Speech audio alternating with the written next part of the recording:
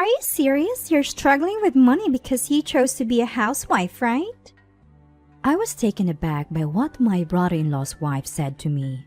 I had suspected for a while that she didn't like me, but I never imagined she thought we were financially struggling. I knew there was some misunderstanding, but I never expected this shocking revelation. I had no idea at the time. My name is Emily, a 34-year-old housewife. My husband John and I are raising our 3-year-old daughter, Sarah, in a house we inherited from my parents.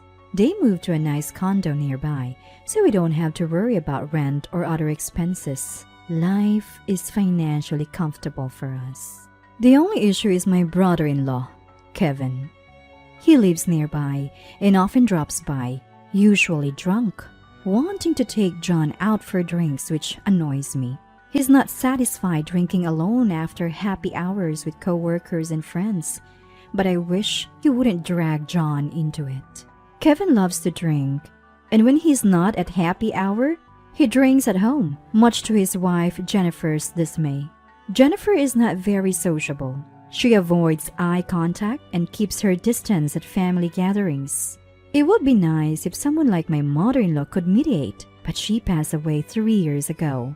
And my father-in-law, Daniel, is not the type to take charge. The other relatives don't want to step up because Daniel is the eldest, so his sister Elizabeth usually takes charge. Elizabeth is proudly single and was once considered the odd one out in the family. I admire her and follow her lead at family gatherings. Jennifer seems to trust Elizabeth a bit, as she relaxes around her and listens to her advice. But when I asked Jennifer, "Could you help me out here? Are you free?" she coldly replied, "I'm busy," making me feel disliked. Then one night, Kevin showed up drunk and started making noise through the doorbell, calling for John to come out and drink. I reluctantly let him in, reminding him to be quiet because Sarah was sleeping. In the past, his noise woke Sarah up, and I had to kick both him and John out. Since then, they'd been quiet when drinking at home, so I joined them in the living room after confirming Sarah was asleep. That night, Kevin was bragging about Jennifer. "She's reserved but listens to me. She's a good daughter-in-law." Curious about why Jennifer was cold to me, I asked Kevin, "Does Jennifer not like me? Did she say I did something?" "No, she hasn't said anything. Oh, Jennifer has narrow eyes. You know, she said people sometimes mistake her for glaring. Maybe that's it." Kevin had a point. Jennifer does have narrow, feline-like eyes that make her look beautiful, but I felt it wasn't just her facial expression that made me think she didn't like me. I wanted to say that, but considering Kevin might tell Jennifer, I thought it best not to press the issue. "Maybe I misunderstood. Sorry about that, Kevin." Kevin grinned. "No worries. Jennifer often gets misunderstood like that, so I feel like I have to protect her." Maybe it's better to think it was a misunderstanding. You can't get along with everyone, and sometimes even close relatives don't click. I decided not to worry about Jennifer. But then, on the next holiday, John and Kevin planned to go to a movie, and Jennifer and I were to join them. We left Sarah with my parents, so it felt like a break from parenting. John and Kevin paid for the movie tickets, so when Jennifer and I went to the restroom, I suggested we cover lunch. "Lunch is cheaper than movie tickets. Don't you think that's fair?" Jennifer frowned and glared at me. Are you serious? You're a housewife because you're broke, right? And yet you're spending money on a day out? Do you even have the money to split the lunch bill? I was stunned, not just by the amount she spoke, but also by her assumption that we were poor. It's true that John may not have a very high annual income, but he's not as worried about money as people say. Wait a minute, Jennifer.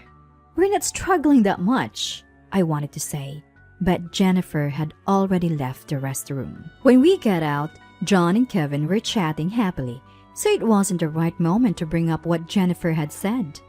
At lunch, when it was time to pay, I forcefully said. We had the guys pay earlier, so Jennifer and I decided to split this one. Jennifer gave me a dark look, but I made her nod in agreement and paid my half. It seemed like she had planned to pay for all four of us, making me wonder just how broke she thought we were. When we got home, I consulted John. Do you know why Jennifer thinks we're poor? What? How did that even come up? I recounted a restroom conversation to John, who looked puzzled. I wonder why she thinks that. I make an average salary and you have rental income that we are saving. Why would she think we're broke? But we're saving that money for Sarah's future just in case she wants to become a doctor or something. Don't count on it. John laughed. Oh, you're such a worrier. You brought property to get rental income because you were worried about not having a pension. Now you're worried about Sarah's tuition? Well, I can't help but worry. I've always been a worrier. I remember showing up an hour early for a job interview only to get scolded by the interviewer. John always tells me not to worry so much, that things will work out. But I can't help it. It's just how I am. The reason I can be a stay-at-home mom without financial worries now is because I worked hard when I was young. I doubt this part of me will ever change. That's why I get anxious about my relationship with Jennifer. What if our relationship strains the bond between John and his brother Kevin? Just the thought makes me uneasy. I've been hoping to clear up any misunderstandings the next time I see Jennifer without making her angry. Then a few days later in the evening, as Sarah was watching a kids show, I decided to start making dinner. Suddenly, the doorbell rang. I checked the monitor and saw Jennifer. I was surprised. Kevin visits often, but Jennifer had never come by herself before. Jennifer, I'll open the door now. I welcomed Jennifer in, offered her a seat on the sofa, and served her some coffee. She looked around the room and said, You live in a pretty nice house, huh? with a displeased look on her face. It's my family home. My parents moved to a condo, so it's just the three of us now. So, no rent or mortgage? None. Jennifer suddenly looked down, trembling. Then she looked up, furious, and yelled, So you do have an extra money. Stop pretending you're broke. Help pay for Linda's care. Sarah was startled and began to cry loudly. I immediately hugged Sarah, soothing her. It's okay. Jennifer's not mad. Don't be scared.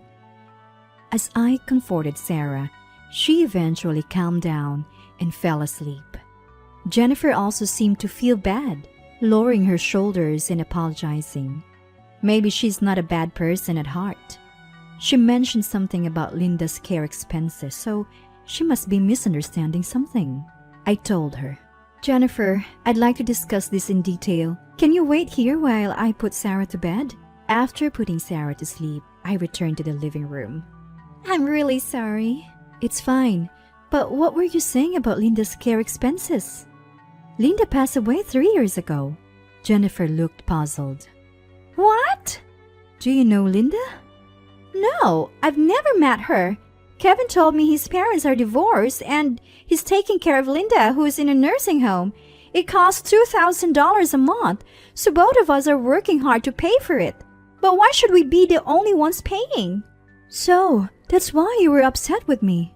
Finally, I understood why Jennifer had been upset with me, and while I felt relieved, something still bothered me. Oddly, Jennifer didn't seem to resent John, who also wasn't contributing to the care costs. I wanted to know why. Jennifer provided the answer. Kevin told me that John had asked you to contribute $1,000 a month for care costs, but you apologized to Kevin, saying you had too much debt to pay. You also told Kevin you are keeping this a secret from John, so I thought you were the only one at fault. What? Can we get Kevin here? And Daniel too? I'll tell John to come home early. This couldn't be left unaddressed. I immediately contacted Daniel, John, and Kevin to gather everyone. Before they arrived, I dropped Sarah off at my parents' house. John came home without working overtime, and Daniel showed up looking concerned. When Kevin finally arrived, I confronted him. Kevin, Jennifer told me you've been claiming Linda is alive and that you're paying $2,000 a month for her care? Where is that money going? Kevin turned pale and started sweating, visibly shaken. John and Daniel looked at Kevin in disbelief, but he remained silent. Jennifer told me that John had asked me to pay $1,000 to you, Kevin, and that I couldn't because I had debts which I was keeping a secret from John. What's going on? John finally spoke up. What are you talking about? Emily doesn't have any debt. She's more financially savvy than anyone and even has income from real estate. Kevin, what's this about Mom's care costs? Finally, Kevin began to confess. I'm sorry. Before proposing, I found out Jennifer made more money than me. I thought about how to shift some of that money to me. Jennifer's expression changed instantly, her face turning to one of fury.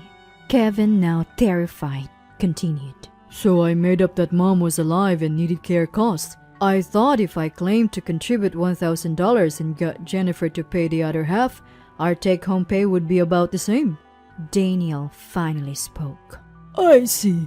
Whenever I brought up Linda, Kevin would change the subject. I thought he was still grieving. To use Linda's memory to scam people out of money. I didn't raise you to be this kind of person. Daniel rarely speaks at family gatherings, so hearing him talk this much was unusual. He must be really upset. Kevin stood up, visibly frustrated. This is ridiculous. I work the same hours as Jennifer, and our jobs aren't that different. In fact, her company is lower ranked than mine. She's even 2 years younger than me. Why is there a $1,000 difference in our monthly salaries? She's a woman. She should just keep quiet. That's when Jennifer exploded. What? Do you know how hard I work as a student? I was top of my class and student council president since middle school. I studied day and night to get into a top university. Didn't you say you didn't care about college exams? I have what I have now because I worked for it. Don't be jealous. Jennifer took a deep breath, having said her piece. I also had something to say to Kevin. Using a non-existent care cost for Linda, who isn't even alive? What kind of person does that? Didn't you think this would come out eventually? Kevin was at a loss for words, so I turned my attention to Jennifer. Don't you think something was off, Jennifer? Neither John nor Kevin ever talked about Linda or visited her in a nursing home. Your anger is justified. Kevin did something unforgivable. But I wish you'd question things instead of taking his words against me. Jennifer apologized. You're right, Emily. I'm really sorry for the inconvenience.